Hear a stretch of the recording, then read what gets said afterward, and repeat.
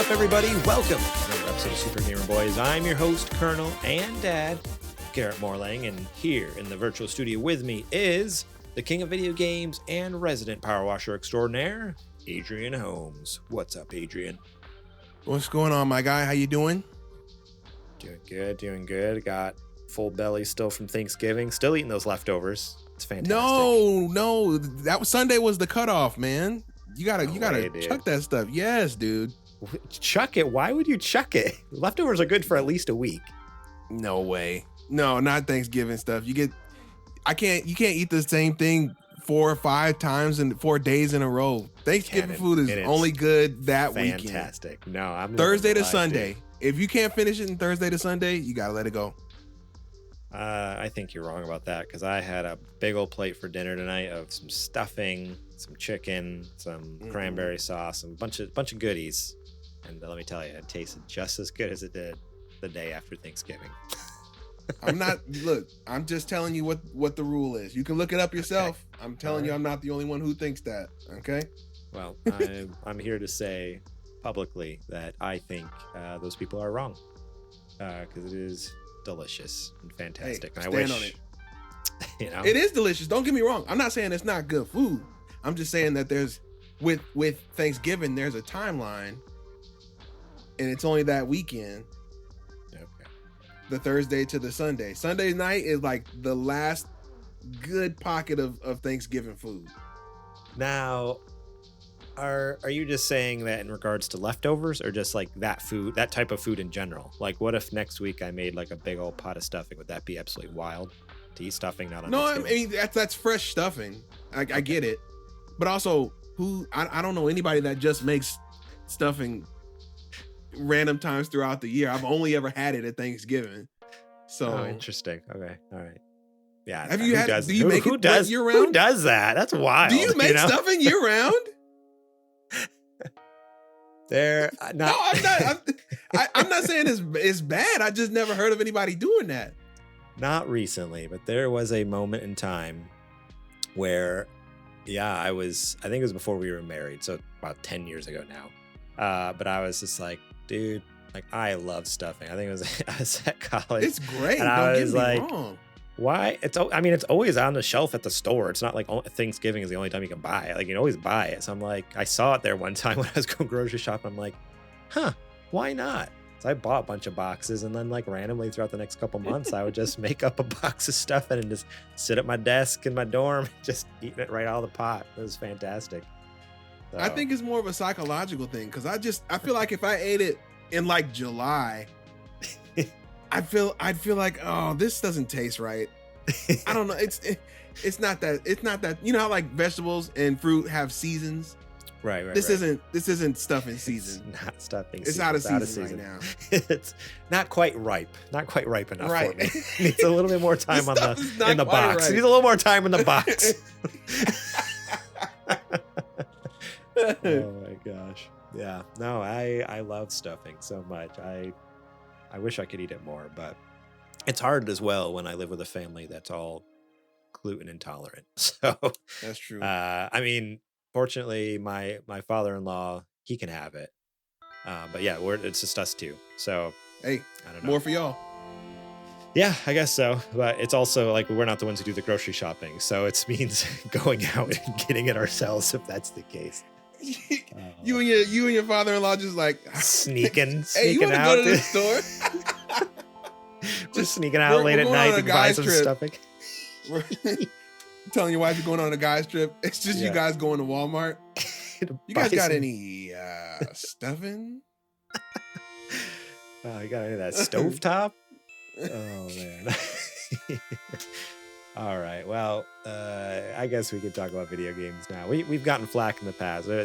Now, it was a couple months ago. There was some comment, and I guess it wasn't negative, but it came across as passive aggressive, where someone on a YouTube video was like, they didn't start talking about video games till 8, and they actually did like a timestamp, 8 minutes and 37 seconds in. And the way I read that was the tone of voice. The tone of voice was almost like very passive, like he was frustrated about it. They didn't start talking about video games.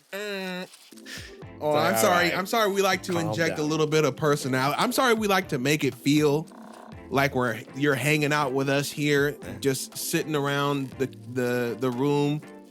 I'm sorry that we like. Maybe somebody has a Super Nintendo on, and there's a couple people on the couch. One person is over on the armchair, and we're just talking about the vidges.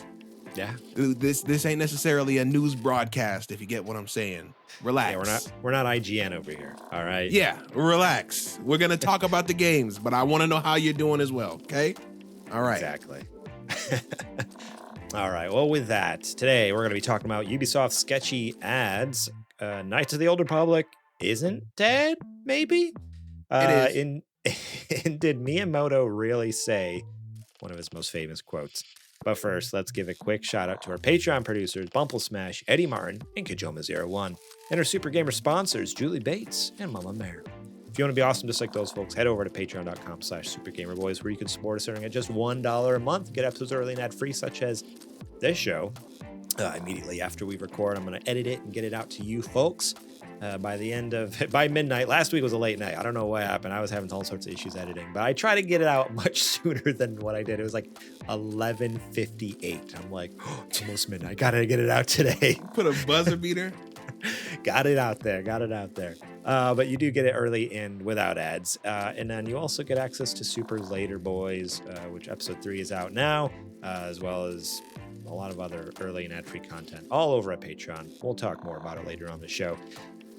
I do want to give a huge shout out to Jack, Sriracha, and Yate for allowing us to use the music here, their music here in the background of the show. You might hear it right now in the stream or on YouTube or on the podcast service that you're watching or listening to us on. And if you enjoy those little tunes in the background, think about showing them some love and support by heading over to Spotify or Apple Music. The links for both of those are in the show description, so be sure to check those out, favorite those artists, add some of those tunes to your playlist, and show them some love over there. All right, with that, it's now time to check the mail. Boot them up. So it's time. Let me see. Let's boot up Super Gamer Bot.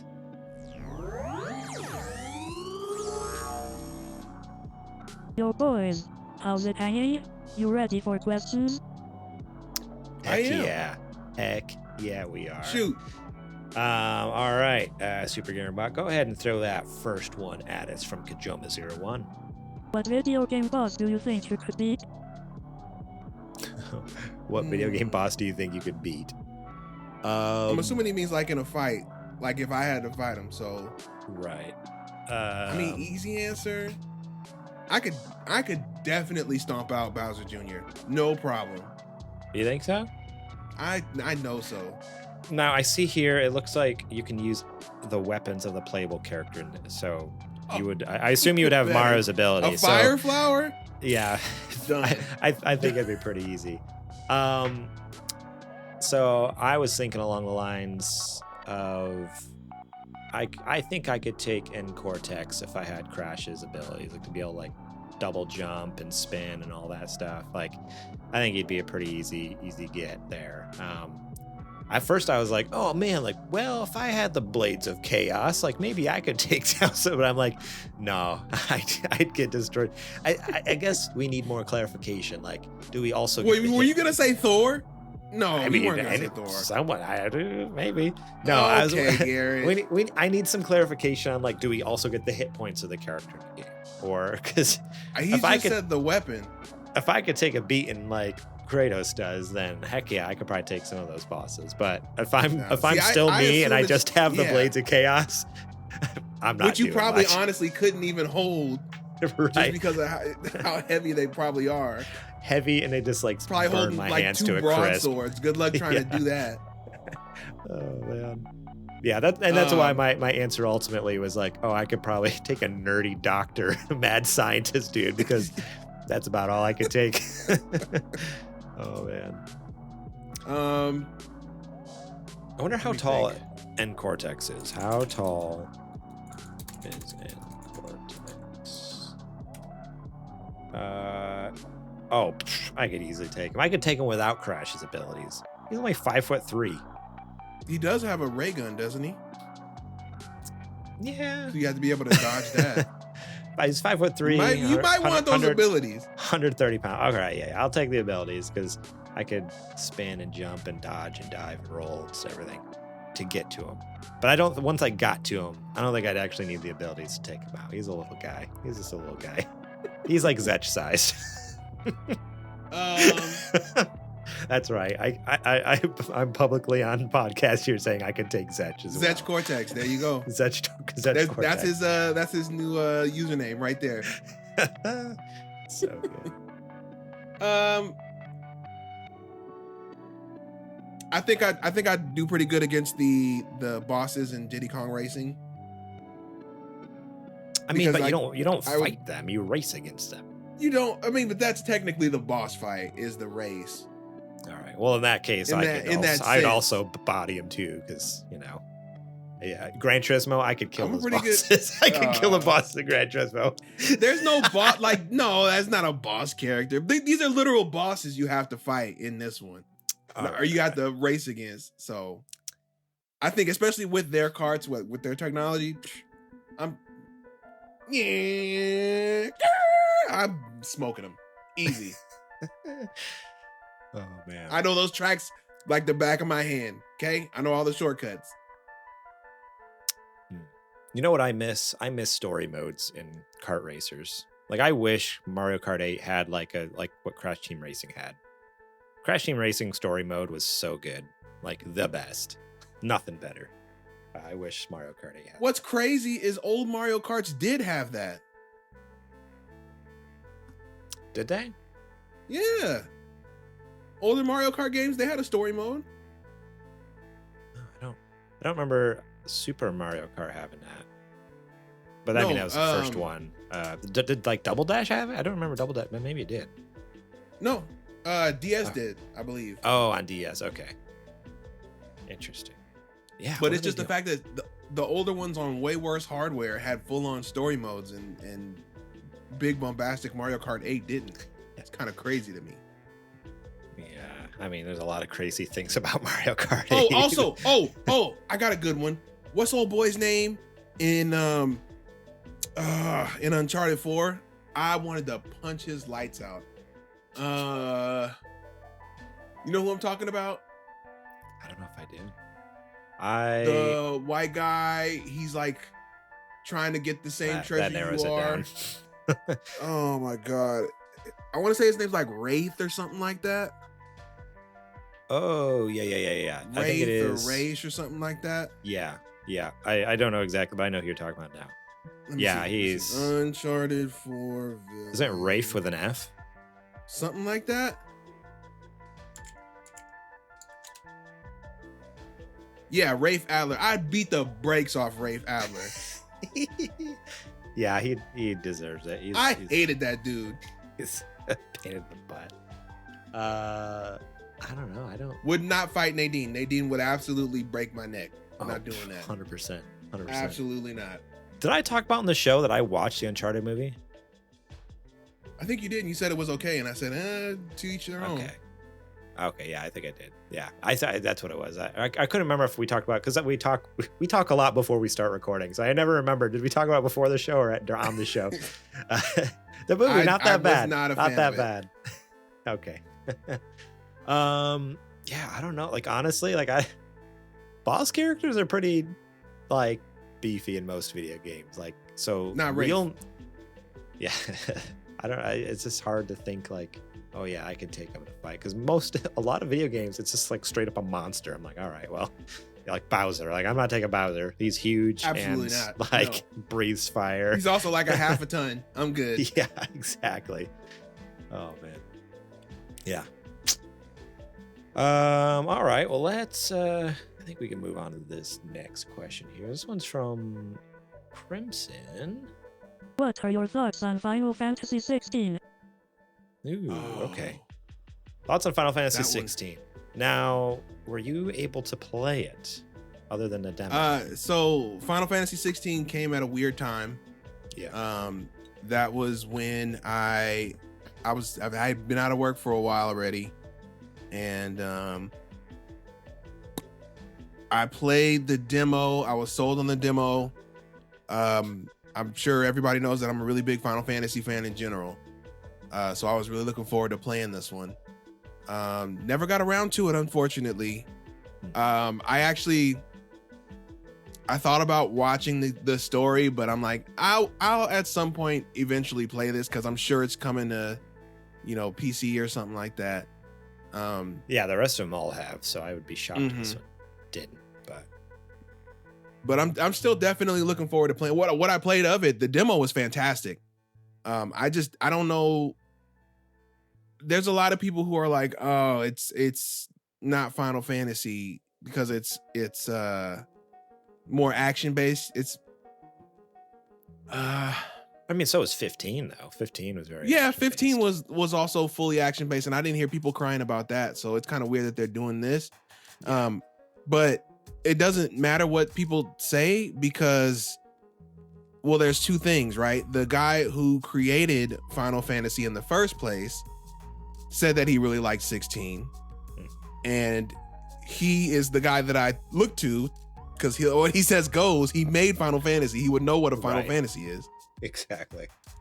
And the second thing is that the box says Final Fantasy on it. So I don't know where we're getting the thing. Right. It says Final Fantasy on the box. So I don't know where we're getting this idea that it's not a Final Fantasy game. No, it definitely is.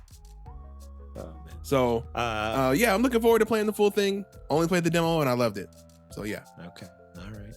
Yeah, I only played the demo as well so far and loved it, which I was really surprised.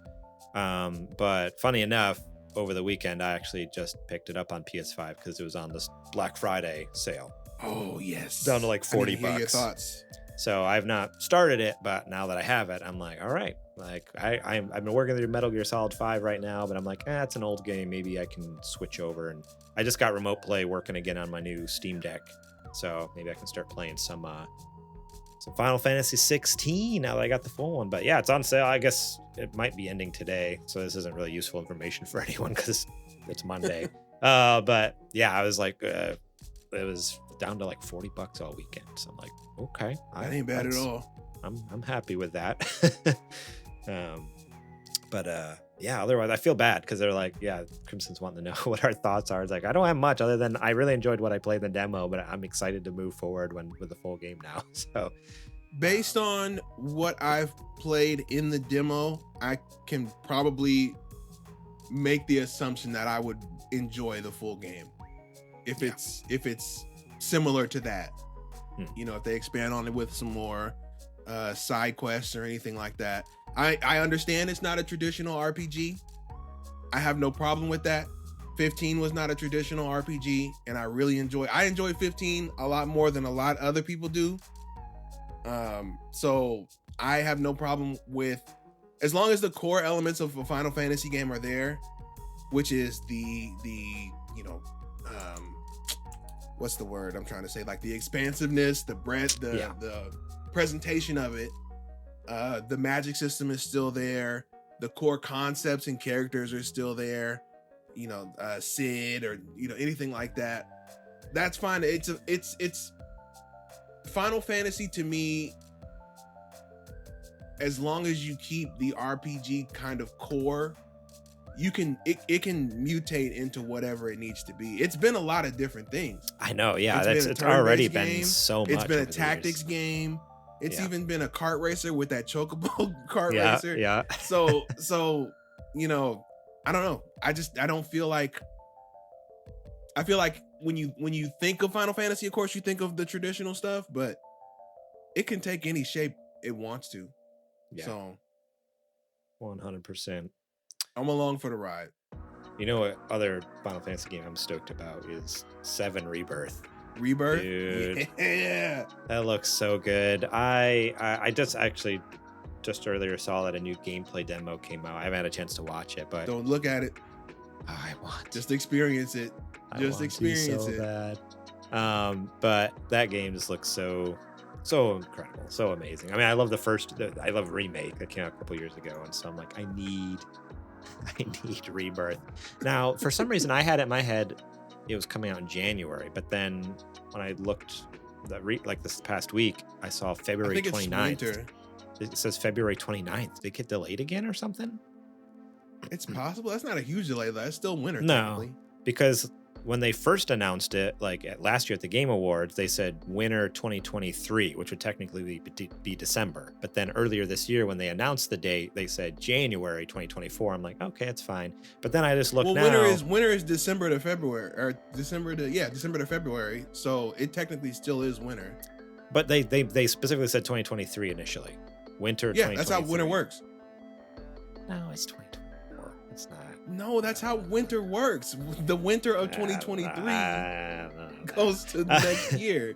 But either way, I vividly have this memory, and I guess I could have fact checked it, but I'm too lazy to do that. I had a memory that it was like in the middle of January or something. But then, yeah, like this past week when I looked, I'm like, why is it February 29th? It's like almost into March, basically. It's like the very end of February. I was like, very end of winter. Yeah, I don't remember it. I don't remember it being that late. I thought it was earlier in January before, but I could be totally wrong. I guess someone in the chat or in the comments could correct me, but I just have a memory of it being January, and I'm like, oh wait, I gotta wait another month? Are you kidding me? I've been like banking on it, like coming out in January. He says I gotta with wait. a Steam Deck full of games, he could probably still be playing. Oh no, I have enough games for the next like 3 lifetimes on that Steam Deck, but I really I love Final Fantasy VII Remake so much. The remake was so good. I need more of that story. Oh well. I mean, 7 is right there. You can beat it in less than a month. Old games are old though, you know. Old games are great. Those games are good. They are great. Crimson also had a little add-on to this question. It says, why is Homeboy no longer the resident superstar? Did Garrett finally manage to take the title away? Garrett did not. I was robbed. It was only briefly mentioned when it happened, but back earlier in the summer, we celebrated our 200th episode where we did a Mario Party game with me, Adrian, Patreon producer Hophead Ed, and good buddy Selkies. And Adrian, I don't know if you want to share your kind of take on the story here, but the way that Mario Party traditionally goes is that there are, at the end of the game, there are a certain set of bonus stars that are given out. One of which is the coin star, which is given to the player who has the highest amount of coins. However, the game that we played was Mario Party Superstars, which is kind of like a HD remaster of the original 3 games. It's the newest Mario Party that's come out, yeah. Right.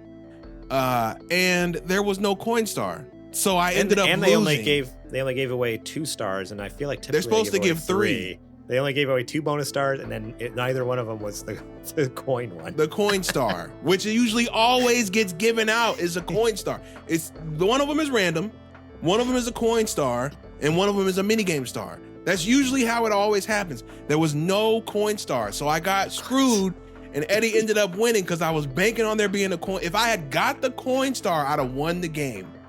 Yeah, didn't happen.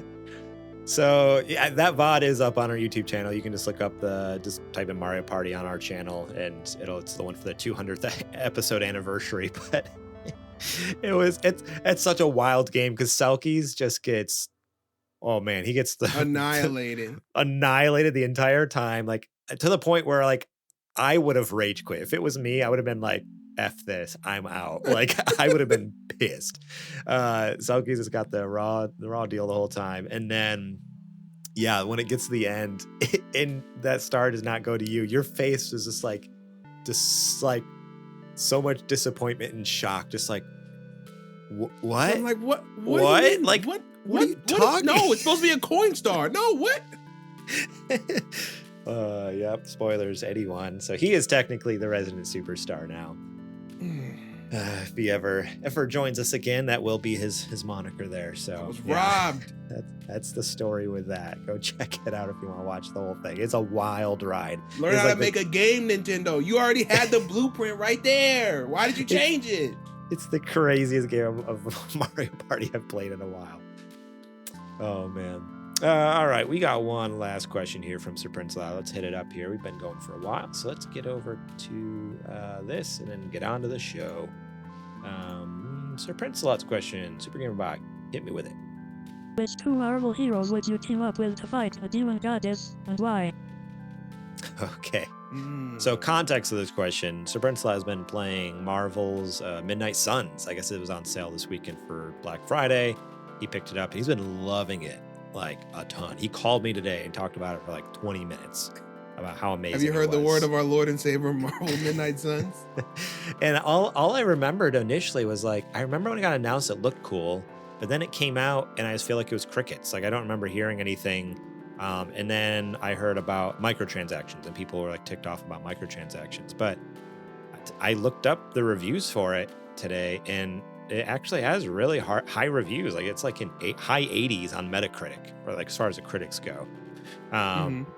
User scored a little lower, like 60s or something like that. But yeah, so I was surprised when I saw these like high reviews and stuff. I'm like, oh, like why didn't I hear about this game when it came out? Like it was like big when it got announced, and then when it came out, it was like crickets or whatever. But he's loving it. He's loving it to death. But anyways, I think that's part of the storyline is like your team is fighting this crazy demon goddess. I remember the trailer. Yeah, that's like the the demon, like evil or something like that. The demon version of like Venom and stuff like that. Everyone's turning evil, and so yeah. So who would your two superheroes be that you'd want to jump in and fight a big bad demon goddess? Doctor Strange for sure.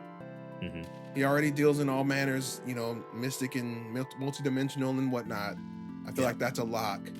I had the same on my list. I was like, Doctor Strange's got to be there. Yeah, I feel like that's basically what Multiverse of Madness is, basically. I mean, in a sense, he already fought Dormammu, which is pretty much like on that same level. Yeah. My other one would be Ghost Rider, who is technically, in a sense, he is a not corrupted, but an angel that was driven to madness. Okay. So he already understands the ways of demons and whatnot. So right, him and that penance there. I think he's technically in Marvel Sons too. I think he is a playable character. Is he? So well, there you go. So there you go. That's a good choice. You didn't even know. I just remember him on the poster. I think he's on the poster of like the Ghost Rider is such a cool character, dude, and they rarely do anything. They had one good new run with Robbie Reyes, who's like the newest Ghost Rider, and then they just haven't done anything with him since. You want to talk about a person who could have an excellent movie and not the Nicolas Cage one. I was gonna say, like, what are you talking about? They had an incredible movie with Nicolas Cage. Did you ever see the second one of those? It's so bad. No, I'll never forget watching that movie and be like, what are they doing? They got Nicolas Cage over here like, he's trying to break out of me. I mean, just dialed up to 12 in the goofiness level. I said, what is this movie? And the one scene where he was pissing fire. Like, what are we doing? Do you understand how many... there are very few people who could actually, like, take Ghost Rider. And I'm not... You're telling me this is the spirit of vengeance. Pissing fire. That's what we're doing. That's what we're doing now. What's that? That was pre, like, MCU That was stuff, pre-MCU. Right? But still, my goodness. Not by much, though, probably, right? Let me see. Ghost Rider movie. The first Ghost Rider, I think, was 2004. All right, so the first one was 2007. Oh. And the second one was 2011. So technically, the second one came out during the MCU period. But it wasn't part of it. But it wasn't part of it. It was not. They did not make that a part of it. Man, that second one's like the first one was okay. It was okay. And then the second one was just god awful. So and there's so much cool lore with that character, man. I love how on Google they always have like the people also ask section. It says, why is Ghost Rider 2 different? I think in talking about the compared to the first one. And on the Wikipedia page it says Taylor, who I assume is like the director. Taylor said this version of Ghost Rider was darker than the first film and will be based on the miniseries Ghost Rider Road to Damnation by Garth Ennis and Clayton Crane. Sir, don't lie like that. It's supposedly like that. Supposedly it's darker than the first film, but I don't know. From what you're describing, it does not sound darker. No, that movie sucks. That's so bad. I also picked Doctor Strange, but my other one was, I had two other ones. I couldn't decide who. I was thinking it either has to be. I was thinking at first. I was thinking fight fire with fire. So that's why I had Doctor Strange, and my second one was going to be Scarlet Witch. But I'm like, nah. But who else is like, I don't know, strong but magical? Like, I don't know. I feel like it needs you need a little muscle on the team. So the only one I could think of in the immediately off the top of my head, I didn't think very hard. I'm gonna be completely honest. I didn't think hard about this question, but get some magic up in there with like some strength. I was like, I just went Thor. I'm like, you know what? Let's get Thor in there. He's a god of thunder, but he's got some muscle. So between him and I don't know. I thought back to it too. I was like, I don't think him and Doctor Strange ever really like did anything, at least in the MCU. Talking MCU wise, like they don't have any. They rarely have scenes together. If they do, they don't really like fight together or do anything. I was like, that'd be really interesting to see how their powers could work together. You know, like the wizard with basically this. I mean, I feel like he wouldn't be. You know, the only thing that would be useful to Strange would be Thor's strength, right? Because I feel like Doctor Strange knows how to conjure up lightning if need be. Yeah, right. But that's why I think it'd be a good mix, like you know, but and again, fighting against a demon goddess, having like the whole like, I don't know, yeah, thinking like the whole fight fire with fire things. Like I don't know what the weaknesses and strengths of this demon goddess are, but I'm assuming like a lot of times, like, all right, maybe physical damage doesn't hurt this person, but having like, oh, it's not just physical damage, it's like lightning magic damage. Mm-hmm. Like, you know, he could punch her to death with whatever, like beat her with the sword or whatever. Also, it's really weird that you said that Ghost Rider is in that game, because it's really hard to corrupt him. He's in there as a good guy. Oh, okay. He's on the good team. At least that's what I assume from the poster. It's like the main poster for the game. It's like Wolverine and Ghost Rider and a couple other people I don't remember. Those are the only two I remember because they're like, I think they're on the ends. They are the Marvel. I'm like, that shouldn't be possible to do what she's doing to him. So yeah, no. They are, as far as I know, on the good team in that. Like you control that. But I could be wrong. I have not played the game. Maybe Derek can call me this week and let me know all about it. Cool. Well, that is it for our mailbag segment. Thank you all so much for writing in. Please write in more questions for us over at supergamerboys.com/Discord. You can join our Discord and write them in there, or on social media. Just write them in over on Twitter, Facebook, Instagram, wherever you want. We need more questions. We had to beg this morning. We had to plead. I didn't beg. I threatened. That's true. There was no begging or play. It was Adrian just threatened everyone in the Discord. And you know what? We got questions. I had to do what I had to do. We got results, didn't we? It worked. So don't make him do it again, please. It was scary. It scared me. It was scary. He had to pull out. It was like pulling out the dad voice. Right. I am not opposed. I know everybody in their Discord is like, oh, we don't like to use the everyone thing because it seems like it's no. If I have to use the everyone because everybody's playing like they don't know, we have like, look, y'all listen to the episodes, okay? Yeah. You know we have a question section. You know what's going on here. You know what time it is. I know there's no way you don't go through a week without coming up with any kind of question, okay? Doesn't matter. So whatever you think of, just put it in the Discord.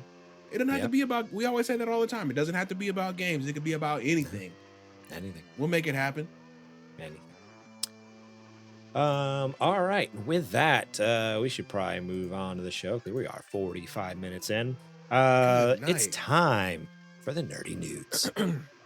It's now time for the nerdy news. All right. And you know what? It's just fine that we're 45 minutes in because these news stories are something else. To be honest, there wasn't not a lot happening. Bottom of the barrel. It's winter. Fine. Let's knock them out. It's winter. It's the end of the year. Not much is going on. So everybody's clocked out already. Everyone's done. Game awards are happening. They're like, we don't need to make games anymore, like because it's not eligible for Game of the Year anymore. Because that's what everybody's like. Look, about. We just got to get through this week and next week, and then we're back on break again. Yeah, right. Exactly. All right. This first news story comes to us from IGN, written by Ryan Didsdale. Ubisoft insists Assassin's Creed in-game Black Friday ads were a technical error. Some Assassin's Creed players encountered in-game advertisements for Ubisoft's Black Friday sales while playing older Assassin's Creed games earlier this week. But Ubisoft claims that wasn't intentional. Reddit user Trill24 posted a video of the advert, which was shared by Fab on Twitter below. It shows the player attempting to open the map in Assassin's Creed Odyssey before the screen fills with an ad for Assassin's Creed Mirage, which is 20% off in the Black Friday sales. Take advantage of 20% off on the latest game in the series, it reads, giving the player the option to either choose to close the advert or buy now, which presumably opens a link to the console store. Ubisoft has denied this was an intentional ploy to sell copies of Assassin's Creed Mirage, however, saying instead users were served these ads accidentally as the result of a technical error. Yeah, we just happened to have this ad all ready to go and baked up and in the code of the game, but we never meant for it to go live. It's like, you know how many man hours it took to not only create the ad, like the art department and everything, then it had to go through the marketing team to get okayed, and then it had to go to the people who code the game in order to put it in the game so it pops up when you open your map. That's like thousands of dollars worth of man hours, and it was an accident. But it was a bug. Okay. I don't buy that for a second, but all right. We've been made aware that some players encountered pop-up ads while playing certain Assassin's Creed titles yesterday, the Ubisoft spokesperson told IGN. This was a result of a technical error that we addressed as soon as we learned of the issue. The developer didn't explain how the technical error occurred. Assassin's Creed Mirage launched October 5th as a smaller-scale entry that returns players to the series' roots through slower-paced, stealth-based gameplay, veering away from the role-playing game foundations of Origins, Odyssey, and Valhalla. And that's the it's map. Let's just talk more about Mirage. So yeah, what a wild thing to say. They must really think we're like stupid or something. Yeah, I don't. Do they think we don't understand how video games work? Like how they're made? Like, I just don't understand why his, like, the first reaction would be like, it was an accident. We didn't mean to. It's like, what do you mean it's an accident? Like, it's not like why there's not own up to it? Just say this is something that we are looking into. We're testing an experimental right. We're testing it to get feedback from player bases. If it doesn't go over well, we'll take it out. They're just saying that they're not going to take it out. Yeah. Just stand on it. Put it in, like, what are we talking about? They're acting as if like, oh, they had a draft tweet and accidentally posted it. It's like, no, it's not like you just click and drag an image onto Assassin's Creed and it suddenly has ads. Like, no, that, again, like I said before, like that's hundreds, if not thousands of dollars worth of man hours, like that were put in, like work hours that people did to make every step of the way from art to marketing to the people who code the game. Like there's so many steps there. You're not going to accidentally put out a build of the game that you never meant to put out. What it reminds me is like the whole, like, it reminds me of like those TikToks where you see where the person like gets out of bed and is getting ready to like go to work and they accidentally trip and fall, and like the next thing you know they're like accidentally rolling back in the bed or like sitting down in the chair playing a video game, like they accidentally turn on the Xbox. It's like, you ever see those TikToks? Like that's Ubisoft over there. This guy tripped and fell and accidentally made an asset on Photoshop and accidentally like, you know, got it okayed by the marketing team and accidentally coded it into the game. Like, oh, we don't know how it happened. I don't get it. I get it. I hate publishers, man. I don't. And granted, you know why they do that though? You know why they do it? Because they know that people like us are a fraction of the people who actually play those games. Yeah. And they're like, they probably think, the nerds they're gonna cry about it, but they're like 2% of the audience, bro. Whatever. Put it out there. Yeah. Everyone else is gonna be pissed, but then they move on. They're gonna click right past it. Yeah, the rest of us. They're gonna buy it or they're gonna click right past it, dude. Yeah, and honestly, if it happened to me too, I would do the same thing too. Like me playing the game, if I saw that happen, I'd be like, "Oh, that's weird," and then I click off and then move on. But it's more like, now knowing the background and then knowing the response, it's like now it's like, no, we need to talk about this because this is ridiculous, Ubisoft. Like, We're not stupid. If Like, you didn't lie about it, we'd have been upset, but we'd have let you cook. But now that you lied, you got to get it's out. like, come on, dude. Yeah. So I don't know. Not much more to say on that other than do better, Ubisoft, which I think we've been saying for a Do long time. better. This isn't the first time we've said this. But yeah, maybe they need some new PR. Maybe we should go work for their PR. Be like, hey For man, Ubisoft? That's a heck of a job. I don't think yeah, they have enough money. never to pay me mind. for that. I don't know if I'd want to do that. They've had a rough I go think I this could way. only get asked so many times where's Skull and Bones. You know? Right? Oh man, or Splinter Cell. When are we get the next Splinter Cell? Skull and Right. Bones. What is it? Oh man, horrendous. All right. Well, with that, then we can move on here to the next news story here. All right, yeah, the next news story coming to us from PC Gamer, I believe. Yeah, PC Gamer, written by Rick Lane. Sources claim the Knights of the Old Republic remake isn't dead, though what's really going on is anyone's guess. So that was our big headline last week. It was even the thumbnail of the episode that KOTOR was dead. From all the reports that we could tell, it was pretty much non-existent. Well, after all that uproar across the internet, a couple people came forward and they're like, oh, actually, hang on a second. It's been yet another roller coaster week for Embracers. Beleaguered? Is that how you pronounce that? That's a wild word. Remake of Star Wars Knights of the Old Republic, which was delayed indefinitely last year after Texan studio Aspire Media was relieved of development duties. On Friday, reports emerged that Embracers boss had refused comment on the fate of the game, stating with exquisite irony, I notice that anything I say to this becomes a headline. This triggered a fresh wave of speculation. So maybe don't say about the anything. game. Right.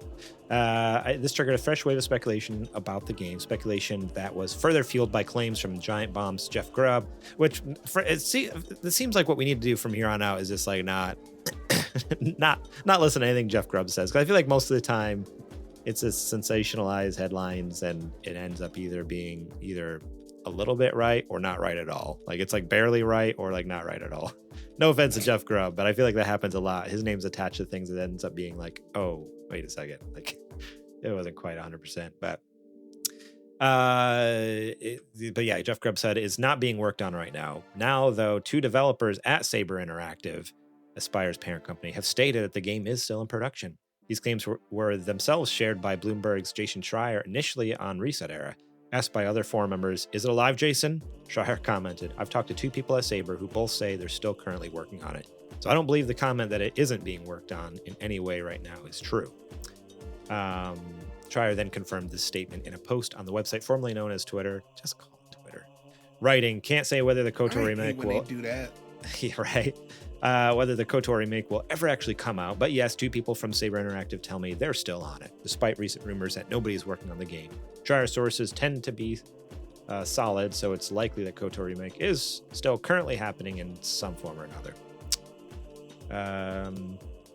Schreier also provided some clarification about why the remake was taken off Aspire in the first place. The prevailing narrative is that a demo of the remake shown off by Aspire was disappointing to the extent that the project was taken off of them. But in a follow-up to his initial post, Schreier says, this wasn't the case. The demo wasn't egregiously bad, he writes. The biggest issue was misalignment between all the parties with scope and how much progress they could make within a given timeline. So yeah, with that, it seems like KOTOR maybe is happening.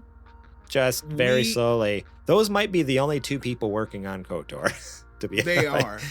We were talking about this Yeah. before the show, talking about I think this game is still dead. I wouldn't hold my breath for the KOTOR remake. I feel like if you were waiting, if you've never played KOTOR before, just play the original at this point. Because even if it was still being worked on, the team is so small and skeletal, it's going to take forever for it to get out.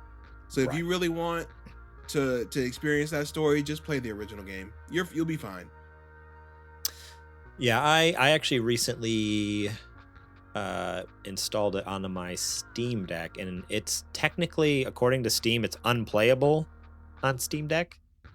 But when you download it and install it, there's community made like control schemes.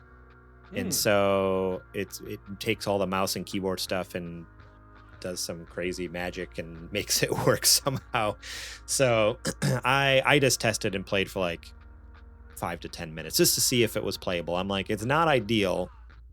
It's not.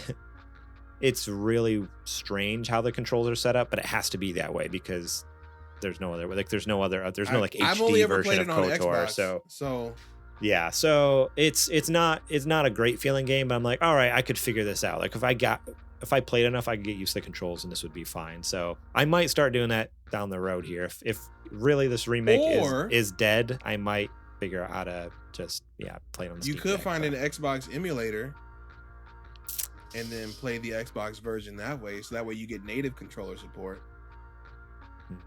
Maybe. Just throwing that out there. Maybe. Yeah, that might be worth it. Is there? I don't even know. I'm just trying to think on Steam Deck. I've never even seen a tutorial for an Xbox emulator. I'm sure there's one out there. Yeah, there's got to. I mean, if there's a 360 one, I'm pretty sure it's going to have backwards compatibility. So That's true. Yeah, man, I don't know. I might figure something out. But yeah, I was just like kind of surprised. I was like, all right, trying to. It says it's completely unplayable. According to Steam, like they're like, don't even try this. Like there's even like a warning installing it. Like this game is not going to work. But then if you had a keyboard and mouse hooked up to it, I think you'd be fine. Yeah, I mean at that point I should just play though on my PC. Right. There's no sense in playing on my. But like I said though, I think if I could probably figure it out. Like if I played enough, the controls would I'd get used to it. But but yeah, so this is a bummer. Still, no different than last week, other than a little bit of hope. But even still, the fact that it's like, all right, it's been taken from Aspire. Either way, it's being rebooted, so it's not at any stage to come out anytime soon. If it is real, it's coming out years from now. I think this is easier for me because we haven't seen any concept art, we haven't seen any concept gameplay, demo, anything that would make you like excited about it. All we know is that it's being made, and then it had that, that trailer that some trailer house probably made in a week. Yeah, just a CG trailer. Announce it, right? So I hadn't seen hide nor hair of this game, so technically to me, it doesn't exist. So if it got canceled, oh well. The original two are still here. Yeah, I'm fine. Like I said last time. Yep. So yeah, I guess if you're looking for some hope, there you go. I know Kojima was upset about it, so there you go, Kojima. There's a little hope. But yeah. I feel like it's still a ways down the road. All right, let's move on to the last news story here. All right, here we go. The last news story is from IGN again by Wesley Yinpool, written by Wesley. The title is, "Did Miyamoto really say a delayed game is eventually good, but a rush game is forever bad?" Nintendo legend Shigeru Miyamoto is often quoted as saying a delayed game is good, but a rush game is forever bad. But did he really say it? A new report suggests no. A critical hit article by Kate Willard digs into the origins of the phrase, which is usually wheeled out whenever a game is delayed to make it better. According to Willard's research, the phrase may have originated from Origin Systems in the 80s. Origin Systems was the American video game developer founded by Richard Lord British Garriott and his brother Robert, and best known for the Ultima and Wing Commander series. Specifically, Simon Beeman, who was product director at Origin from 1989 to 1992, remembers saying a variation of the quote during a computer games developer conference in 1996. To the best of my recollection, I came up with that phrasing, Beeman, who Willard tracked down, said nearly 30 years later. The sentiment certainly existed in the industry, especially at places like Origin. So why is this back in the news? Well, in a recently published Half-Life 25th anniversary documentary, Valve co-founder Gabe Newell says pretty much the same thing. Late is just for a little while. Suck is forever, right?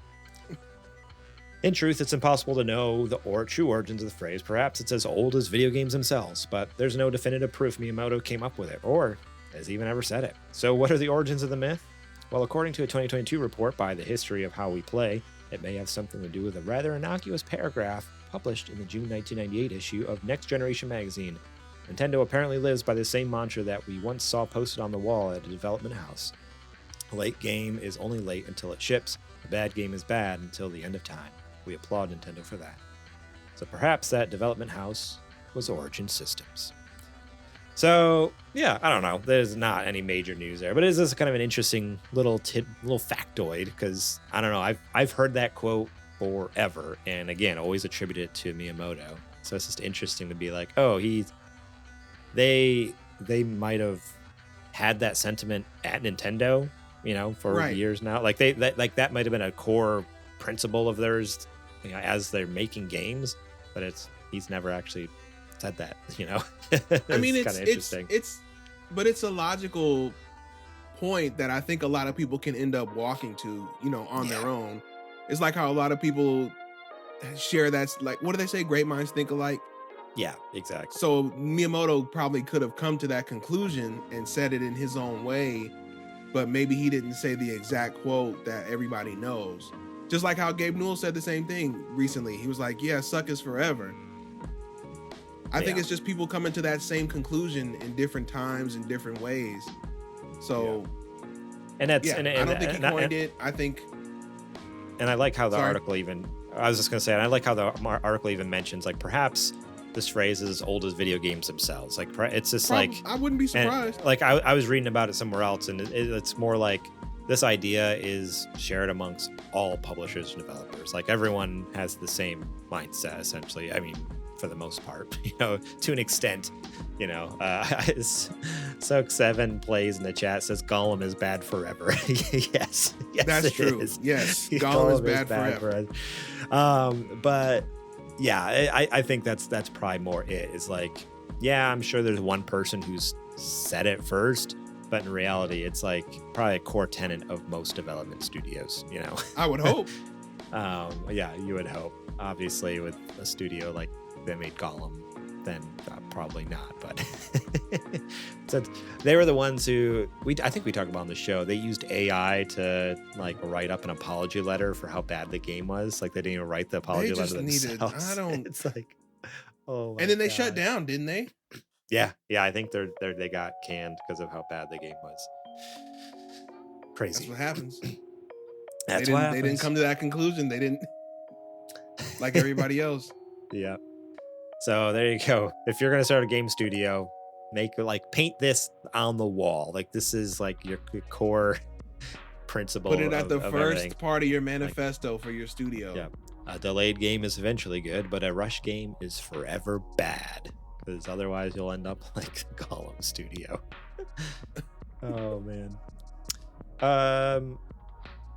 Well, okay. I was gonna say we're done, but real quick here, I was just thinking more about this quote, and I'm like, well, delayed games aren't always eventually good. Like you think about Cyberpunk 2077, like getting delayed multiple times and still coming out being trash, or even like Starfield. But it did eventually get good. It did eventually get good, but not because it was delayed. Like it came out very bad. Okay, in a roundabout way, walk with me. In a roundabout way for Cyberpunk, it technically did get delayed. The actual game, right? If you think about it, like with 2.0, we finally got the actual game. It's almost like we had early access for a couple years. Right. It's like we had early access for a couple years and then we got the full version at 2.0. Yeah. Right. I guess so. I'll give it that. In a roundabout way, it was delayed. But I don't know. Was there anything that was delayed and still sucked recently? It didn't suck, but I was disappointed with Starfield when that got delayed a couple times. That was disappointing. Yeah, that's true. It wasn't suck. Major delays though, I don't think, was it? Oh yeah, no, it was, because that was supposed to come out in 2022. That's right. Yeah, in like November or sometime in the fall there, September, November, somewhere around there. Yeah, got pushed all the way to this fall, right? Almost like a year. Or I guess it was summer. I don't even remember. And it's already almost been out 3 months. Crazy. And again, that's not a bad game. So everyone's gonna be like, Starfield doesn't suck. Here we go. Blah, blah, blah. I'm not saying it's a bad game. Sucks. It's just boring. It's just boring. This is not fun. Oh man. All right, cool. Well, that's it then for the nerdy news. I'll stop it there before I get any more people. Before you wake those turbo nerds back up. All right. All right. Well, that means it's time for our Patreon ad. Let's do it.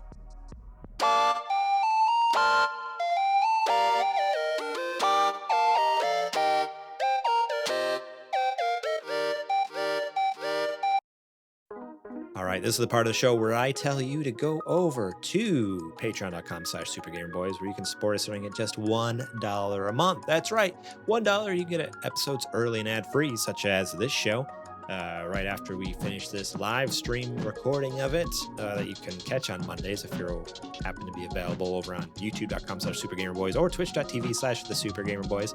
We dual stream. You can watch it live, or if you miss it there, hey, catch it right afterwards if you support us on Patreon. And with this ad cut out, you don't have to listen to me ramble here for another, I don't know, 3-4 minutes or whatever it's gonna end up being. Never quite know, honestly. So $1 a month, you get early and ad-free. $5 a month, you can get the show notes ahead of time. So you get the previous perk and the show notes. So on Sunday afternoon, you'll know exactly what we're going to be talking about here on the show. And if you want to leave your own questions, comments, concerns, thoughts on anything we're talking about, go ahead and leave it right there on the dock. If you have your own answers to the mailbag segment, or if you have your own thoughts on the nerdy news, or if you just want to tell us what you've been playing, you can leave it all there on the dock. You can get your voice heard here on the show. So think about supporting us $5 a month if you want to basically be part of the show here. You can also support us at $10 a month. Be a Super Gamer sponsor, get shout outs at the top of each and every episode, as well as those previous perks. And then the top dog tier, not Super Gamer, our Patreon producers, where you can kind of be behind the scenes a little bit and kind of get either, you'll have our ear if you have thoughts or suggestions or ideas for different show segments, whatever it might be. I don't know, we tend to ask our Patreon producer to be guest on the show. This is kind of our exclusive little club where if you want to, support us $15 a month, you kind of get access to some other fun, fun behind the scenes stuff as far as like how things get made. We've done segments from Hophead Ed. He's suggested different show ideas. Kajoma has suggested segments. Even Adrian, he started out as a Patreon producer with his Super Indie Boys segment. So think about supporting us over as a Patreon producer. If you think you have a great idea for the show and you'd love us to give it a shot, we give most things a try. Sometimes things we probably shouldn't do, we do. And you know what? Then they get canceled. But you know what? At least we try. We give it the old college try for a couple months. So think about supporting us over there. We'd very much appreciate it. Last but not least, you can also support us by giving us a Twitch subscription. Normally it's $5 to subscribe on Twitch, but if you have an Amazon account, you can link your Amazon account to your Twitch account and you get access to Prime Gaming subscription, which costs you $0 each and every month. You can throw it on our channel. And so that way, you pull the money right out of Jeff Bezos' pocket and right over to us. Costs you $0, we get $5. We'd very much appreciate it. And it gets you access to emotes to the channel. So if you want Adrian's hype face or my pain face, the JJ ghost face, whatever it might be, the flippity flop that actually flips and flops, check it out. So Amazon Prime Gaming sub, free for you. We'd appreciate it if you threw it our way. And you got to remember to do it each and every month. So that's a reminder as well. If you've done it in the past and forgot about it, well, go ahead and drop it down below if you would so kindly do so. All right. I think that is it for the ad. So now let's get back to the show.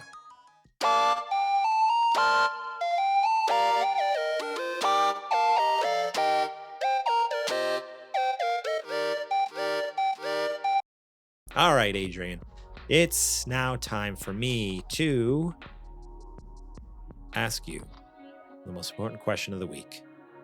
Hit it. What you playing? I've been spending a little time with my Game Boy this week.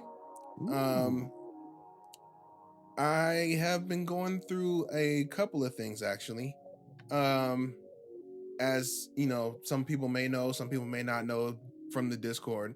Kajoma is now the new guardian and custodian of my Switch, which means that I ended up not being able to check out the new WarioWare. So I said, well, let me go and I still have access to the best WarioWare, which is the one on Game Boy Advance. So I've been playing through that one. And man, that game is just so good. My goodness, man. How do you bat 1,000 on your first outing? You know what I mean? Like, they just that smooth moves. I love touched. WarioWare is so good. Like it's so good and creative. That hundreds and Rhythm of hours. Oh, that's also what I did. I ordered for those who don't know, Rhythm Heaven, actually, which is a rhythm-based mini game, kind of like WarioWare in a sense. It actually started on the Game Boy Advance, and somebody on Etsy, or I guess they're making a cartridge. There's a fan translated version of it, of the GBA version, and somebody put it on a GBA cartridge so you can play it on the unit. I've never played the original Rhythm Heaven, because the first one we ever got was the one on DS, which that's the one I played. That's my first Rhythm Heaven, was the first we ever got. Right. Okay. So I thought it'd be interesting. I think it was like maybe $10 or something like that. But they put it on a cartridge, and I bought that sucker. I can't wait for it to get here, because I'd love to, see the super origins of Rhythm Heaven. So I'm stoked for that to get here. I was playing, so I've mainly been playing WarioWare. I've been doing a little bit of Golden Sun on the side. It's been a long time since I played Golden Sun. Also a fantastic game. Game Boy Advance, man. It just, that library is impeccable. There was, even the bad games on Game Boy Advance were still very good. Like, I don't know, in my opinion, like, I don't know if I ever played one I'm like, this is straight garbage. Even like the shovelware stuff, I'm like, this is still mildly. I was gonna say the shovelware was probably like this is still like mildly entertaining though. Like, I don't know, in my opinion, I was like, at least as a kid, it was just like, hey, this game's trash, but also like it's still fun. I don't know. I think GBA would probably be my desert island system, if that makes sense. Like, yeah, if I was stranded on a desert island and I could only bring one thing, because think about Advance SP. Yep, you got Pokemon, which is hundreds of hours if you wanted to try to fully complete that on its own. Yeah, you got Golden Suns, which are RPGs. You got two big tactics series. You got Fire Emblem, and you got Advance Wars. You got Mario and Luigi. You got WarioWare. You got a ton of different games on there that you can really spend a lot of time with, and they're all great. Yeah. No, that you could put so much time into, and the battery would last a long time. There was a Zelda Minish Cap. I forgot about Minish Cap. Oh, Mega Man Battle Network, Metroid. Yeah. There was two Kirby's, an F-Zero. There was Kingdom Hearts. There's a ton of games that you could play. Game Boy Advance was Boy Advance was awesome. So good. I actually, just earlier today, I was on eBay poking around because I'm like, I don't know. I would love to get my son, Shep, my oldest, like a Game Boy Color or Game Boy Advance or something.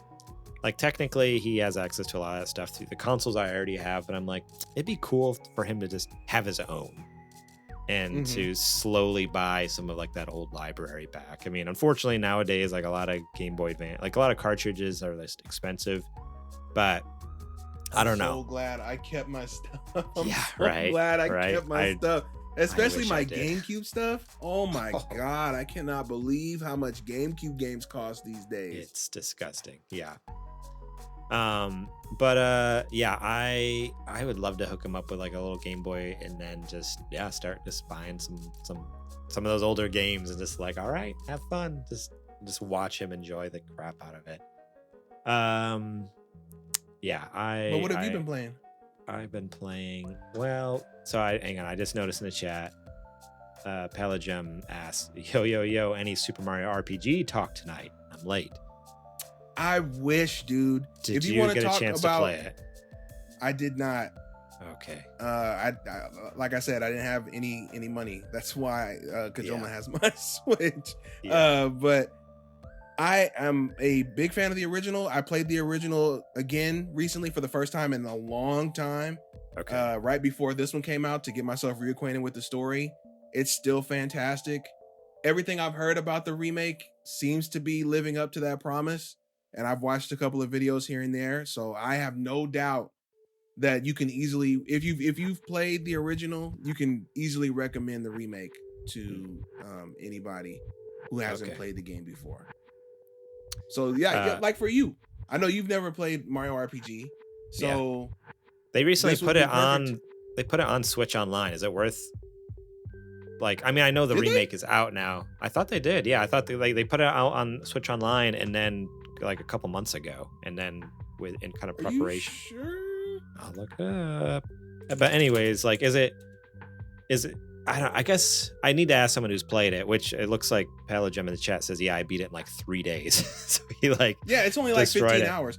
But it's that's the best part about it. Is like, this is Mario RPG to me, honestly, if nothing else, if you were to show, or if you were to try to tell somebody what's an RPG game, this is the perfect game to do that with.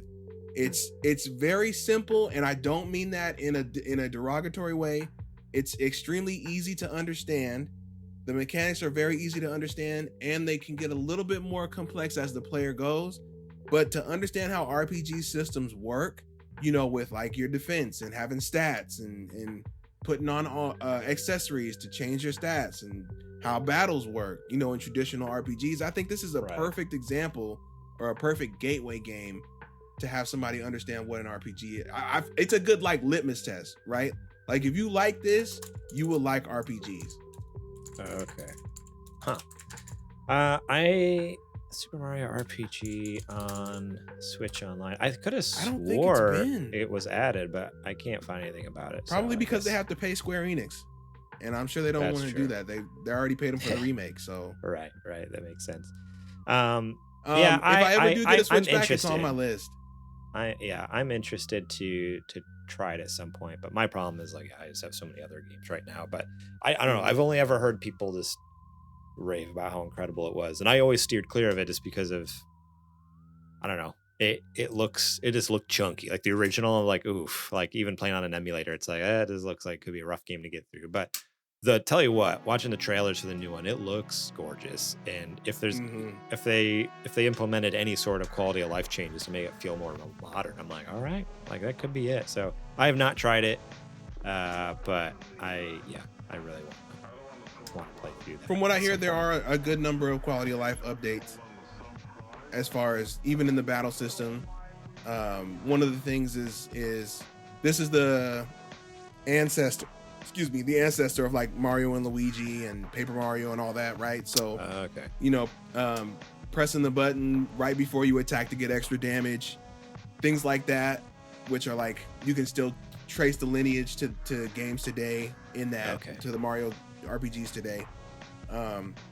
They've done things to where they put markers now, so you know when to press the button during attacks to get the extra damage, because sometimes the timing is different between moves.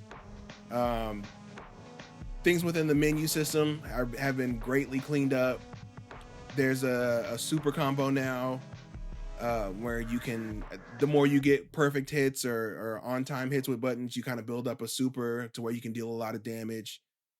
You get rewarded for doing that too, because you get like splash damage if you hit one enemy. If there's something behind them, then they get damaged too. There's incentives to want to perfect that, command. Action commands, I guess it's called. Dang. There's a hefty amount. That's awesome. Updates.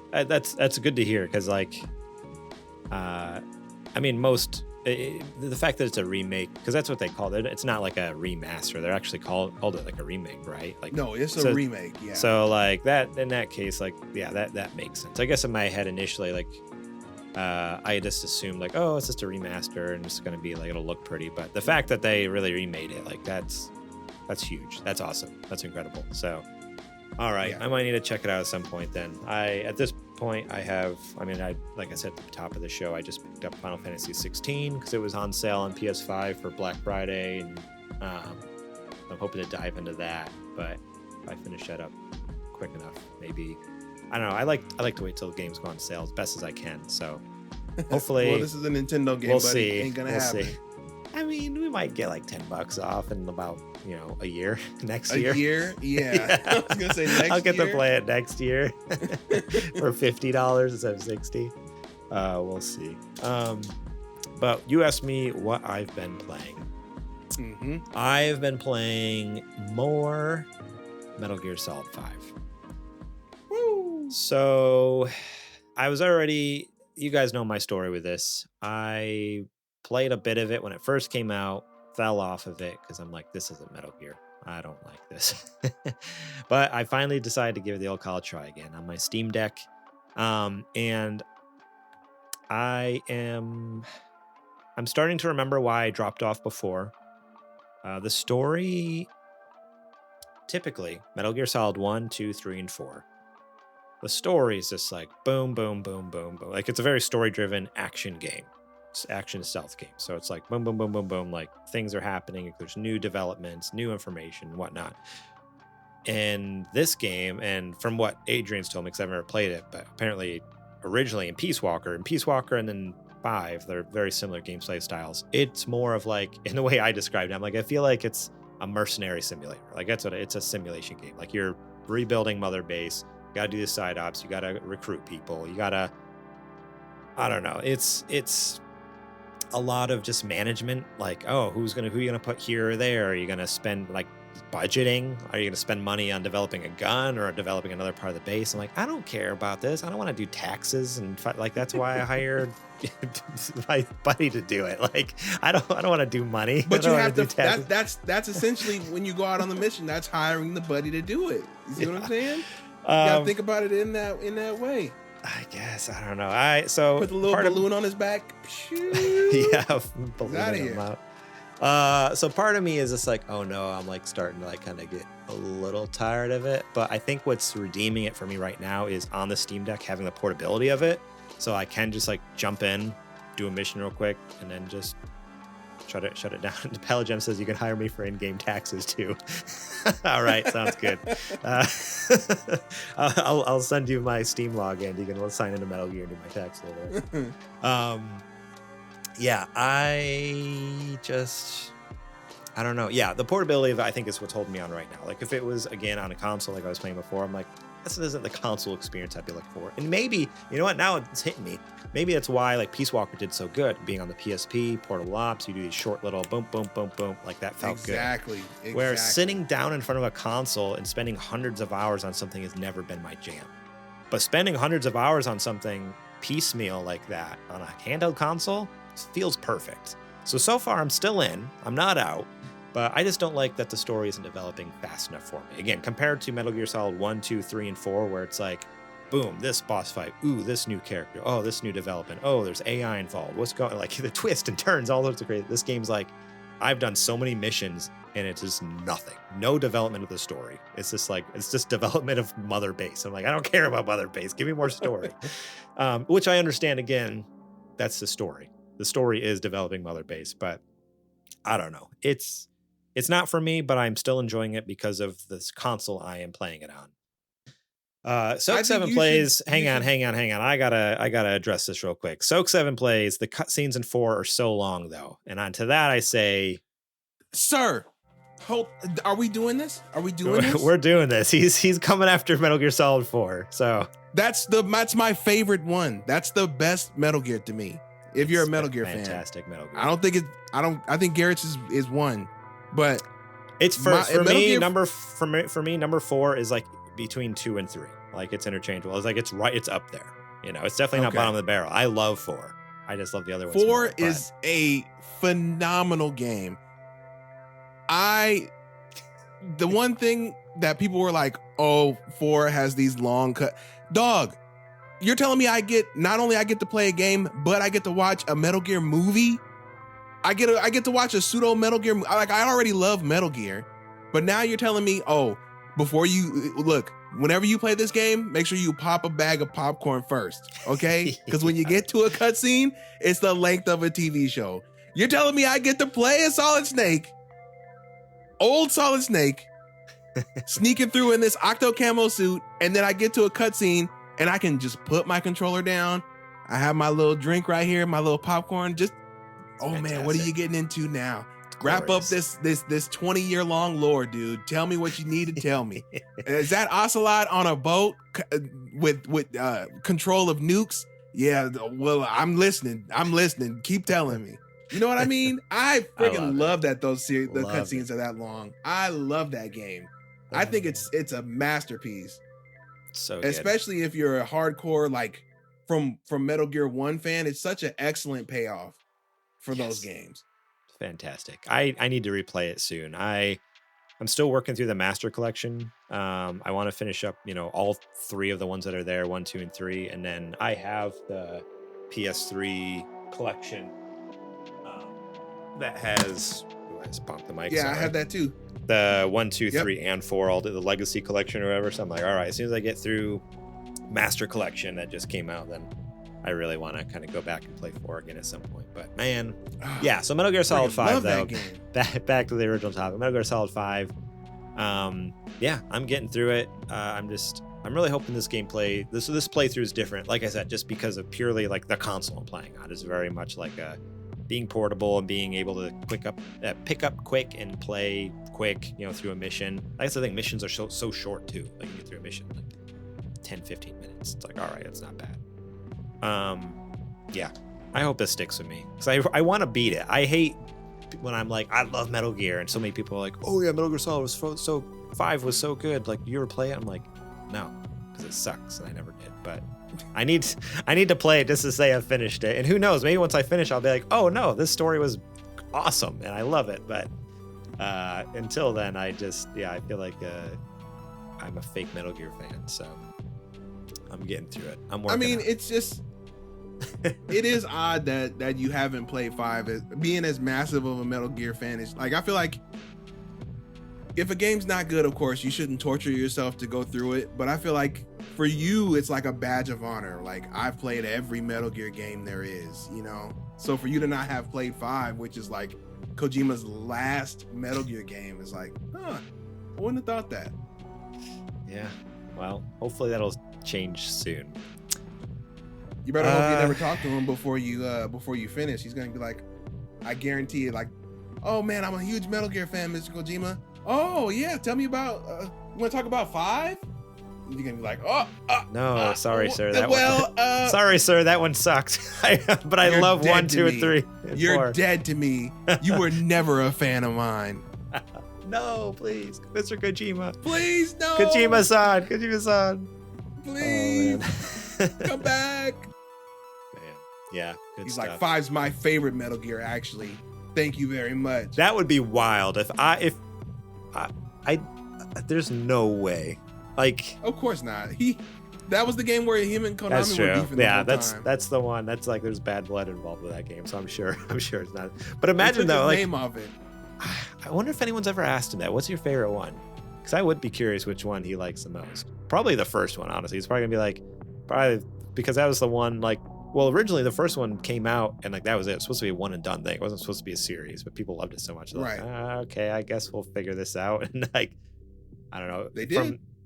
I remember every time a game came out, it was always, Kojima was always like, oh, this is probably going to be the last one. It's probably going to be like, he never really, I always felt like his heart wasn't 100% in it. Like, obviously his heart was in it enough to come up with the crazy stuff he came up with. Like, he loved the characters. His heart wasn't in it for what? For 5 or for any of them. I feel like every sequel that came out, it was always like, I don't know. Every interview was kind of like, yeah, I'm kind of done. I think this is the last one. I'm done. This is the last one. Like, well, if that's him making games with his heart not being in it, imagine what we get when he's stoked about something. Yeah. Well, I mean, I don't know. Like, you don't remember that? I just feel like I was always Game Informer articles or Game Pro or whatever. Like, there was always just like an interview with him. In every game, he's kind of like, yeah, I'm done with the franchise. I want to be done, but I can't be done.